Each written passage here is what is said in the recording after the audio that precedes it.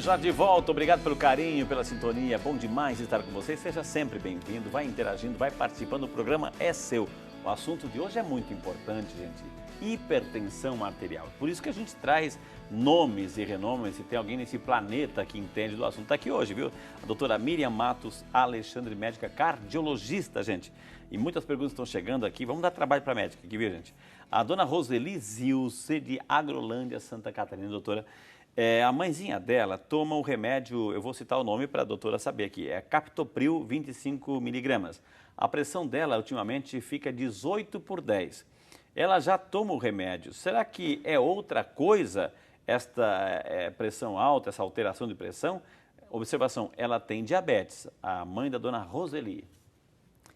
Então, dona Roseli, o Captopril é uma medicação que ela tem um tempo de ação em torno de 6 a 8 horas. Então, é muito importante saber quantos comprimidos a sua mãe toma por dia. Ela é uma excelente medicação para o paciente que tem diabetes, porque diminui a lesão renal. Então, é necessário voltar ao médico, informar que a pressão não está sendo controlada, verificar quantos comprimidos ao dia está tomando, se dá para aumentar a medicação ou acrescentar mais alguma outra classe de remédio para a sua mãe. Ô, doutora, aqui temos um caso lá, a gente falou da dona Vera lá, aquela pressão alterada, enfim, né? A Maria José Ferreira, de Cerquilho, São Paulo. Obrigado, dona Maria José. A minha pressão é muito alta, sempre 20/12. Quais os procedimentos que devo evitar para fazer com que ela diminua? Aí, nossa amiga Maria José, doutora. Você precisa procurar o médico, porque precisa aumentar a quantidade de medicação. Não pode ficar com uma pressão de 20/12. Essa pressão ela vai fazer complicações para o seu organismo. Está exigindo demais do coração. Está exigindo demais do coração. Então, volta ao médico, volta uma semana depois e tem que deixar a pressão pelo menos menor que 13/8. Quero mandar um abraço ao doutor Leôncio Queiroz Neto, sempre acompanhando o programa. Obrigado, doutor Leôncio, que Deus abençoe o senhor também, tá? A Juraci Maria de Oliveira, de Ribeirão das Neves, Minas Gerais. Olha o caso interessante, doutora. A dona Juraci coloca aqui. Ela tem um filho, o filho é deficiente, ele fica acamado e a pressão sempre se encontra 15/13, 18/16 e varia sempre na baixa 10/9, 6/5. Gostaria de saber se isso é normal. Nesse caso, doutora, assim, que é muito próximo os dois números, assim, é porque aquele aparelho, talvez estamos fazendo leitura por aquele aparelhinho digital, que falta de calibrar, porque é normal ter, assim, doutora, 15/13, 18/16, 6/5, é normal isso, doutora? Não, não é normal, precisa saber quem está medindo a pressão. Pois é. E há uma situação em que a gente tem um diferencial de pressão, que é a pressão sistólica, a pressão máxima é muito próxima da pressão mínima, que é a pressão sistólica e a pressão diastólica.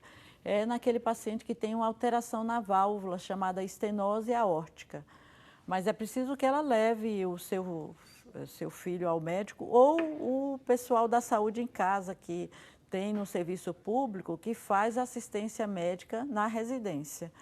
E esse médico que vai até a residência, meça a pressão. Ela mora onde, Frei? Ela mora em Ribeirão das Neves, Minas Gerais, doutora. Minas Gerais. Eu não sei se... No estado de São Paulo, a gente tem todo um serviço de assistência também, médica, né? Que vai até a casa da pessoa, no caso da pessoa não conseguir caminhar até o Viu, dona Juraci, o que a doutora está falando é verdade, assim.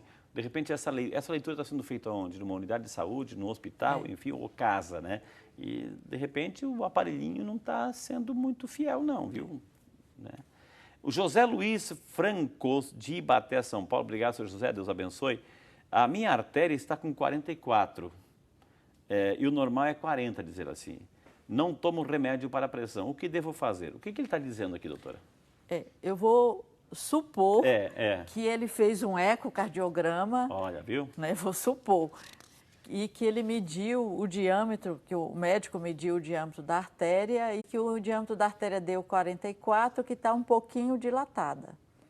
Se ele não é hipertenso, se a pressão está normal, ele precisa de um acompanhamento, fazendo ecocardiogramas a cada 6 meses, a cada ano, Certo. conforme a orientação do médico. A gente tem uma dilatação de artéria em algumas patologias, valvares da válvula aórtica. Então, tem uma insuficiência aórtica, então aí a aorta vai dilatar um pouco. Tem um aneurisma da aorta, a aorta vai dilatar.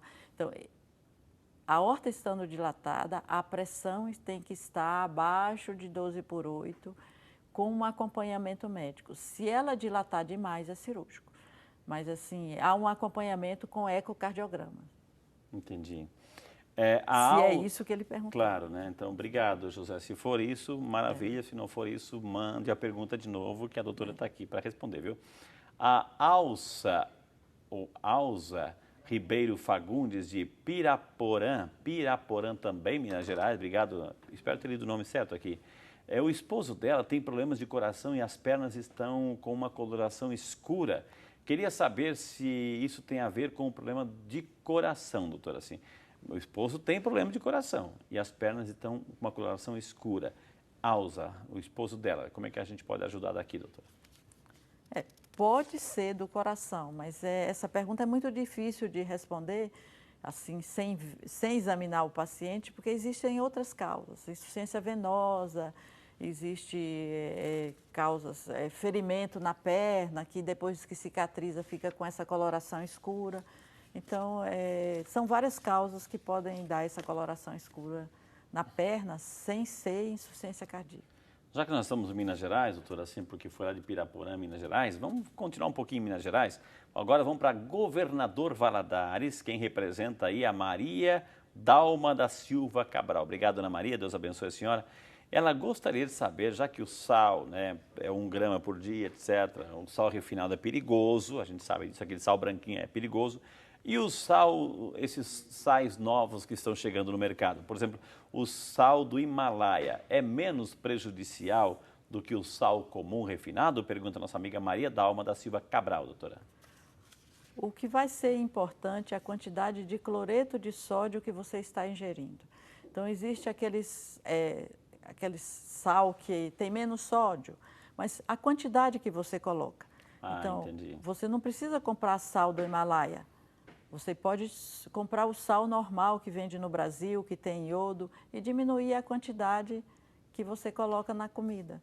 Você vai economizar dinheiro, né, que é muito mais barato, e você vai ter uma dieta com a comida hipossódica, com pouco sal, que vai fazer bem à saúde. É interessante o que ela falou, assim, o que eu compreendi. Você pode comprar o sal do Himalaia, enfim, tem um teor mais baixo de sódio. Se você coloca 3 quilos, é a mesma coisa, né? Ou o sal refinado colocando um pouquinho. Então vai depender muito da quantidade que você consome, viu? Certo, doutora? É isso mesmo? Exatamente. Tá vendo que vale a pena a gente participar do programa, interagir aqui, viu? A Marivalda Santos, de Itagi, na Bahia. Obrigado, dona Marivalda. Um beijo para a senhora. Deus abençoe pela participação, viu? Ela gostaria de saber qual é a quantidade normal dos batimentos cardíacos aí, doutora, assim, com o nosso órgão, nosso músculo aí, para ele trabalhar normalmente, qual é o ideal, doutora? Se você faz exercício físico, você vai ter uma frequência cardíaca mais baixa. Mais baixa. Mais baixa. E aí é possível tolerar uma frequência cardíaca até de 55 batimentos por minuto. Se você não faz exercício físico, a sua frequência cardíaca vai ser em torno de 80 batimentos por minuto, que é normal também. Uma frequência cardíaca acima de 100 batimentos por minuto é anormal. Uma frequência cardíaca abaixo de 50 batimentos por minuto costuma ser anormal, mas em alguns pacientes não representa a normalidade.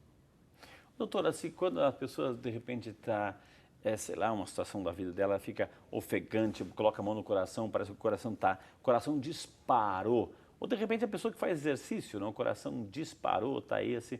A senhora falou assim que quanto mais exercício, mais baixo. Como é que é? Sim, porque o coração, há um treinamento, né, do próprio músculo cardíaco. Então, ele aprende, vamos dizer assim, numa linguagem bem simples, a trabalhar com uma frequência menor, então ele gasta menos energia. Esse é o segredo, né, do exercício físico, você economizar energia para a sua vida. Entendi. Porque existem também muitos exercícios que são exercícios cardíacos, no sentido assim que facilita, né, essa normalidade do coração, doutora? Sim. O exercício, a caminhada simples que você faz de 4 a 5 vezes por semana, pelo menos 30 minutos, já vai te dar um condicionamento físico. O que acontece quando a frequência do coração é mais baixa? A diástole, quer dizer, quando o coração relaxa, ele tem um tempo maior para relaxar. Quando ele tem um tempo maior para relaxar, é esse momento que vai a circulação da artéria coronária, da artéria do músculo cardíaco, vai ser irrigada, vai levar nutrientes. Então, esse coração vai trabalhar com uma economia muito maior. Entendi. Se a frequência cardíaca está muito alta, a diástole é menor. Então, o tempo para o sangue passar pela artéria coronária, irrigar esse músculo, vamos dizer assim, fortalecer esse músculo, para usar uma linguagem bem simples, é muito menor. Então, você tem um gasto muito... Esse coração vai trabalhar com muito menos economia. Não sei se eu fui clara numa linguagem sem ser uma linguagem científica. Doutora, a senhora citou algo que ficou pensando aqui enquanto a senhora respondia. Lá atrás, do coágulo, né, do trombo, né, do coágulo. Ou seja, do cérebro. Mas pode também acontecer nessas artérias e ele pode migrar aí, doutora? Como é que fica aí? Porque o fenômeno é sistêmico em todas as artérias. Então, se o seu colesterol está alto, se você fuma, se todos esses fatores que vão... diabético não controlado, todos esses fatores que vão lesar o endotélio, vão lesar a parte interna da artéria, vai lesar no corpo inteiro. Se vai causar alteração no corpo inteiro, vai causar alteração também na artéria do coração. E essa alteração é como se fosse um pequeno corte, vamos dizer assim. E aí o sangue vai depositar ali, vai coagular, vai obstruir, obstruindo não tem circulação, e aí aquela região que aquela artéria vai irrigar, morre, o músculo morre. É o que a gente chama de infarto. Entendi. E aí ele vai ter uma necrose, ele vai ficar sem função. Ficando sem função, o coração entra em falência, ele não vai bater, não vai contrair como um todo, aquela parte não vai contrair.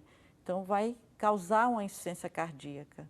Causando uma insuficiência cardíaca, você tem um coração que está anormal e você não vai conseguir caminhar. Se você caminhar, subir uma escada, tem falta de ar. A perna vai ficar demasiada, inchada, e a sua qualidade de vida vai piorando a cada dia. Agora, doutora Miriam, o fato de dentro das artérias tem aquelas placas de gordura, ok? Sim. Uma vez instaladas aquelas placas de gordura, elas ficam lá. Elas não vão se desprender para começar a circular, passear pela artéria. Não. Não. Não é isso, né? Não Quando você fala de trombo, é outra coisa. Não é o desprendimento dessas placas de gordura. Não. Uma vez instalada, ela fica lá. Tem a placa de gordura lá. Aquela placa de gordura, ela vai crescendo, vai ficando como se fosse uma montanha. Entendi.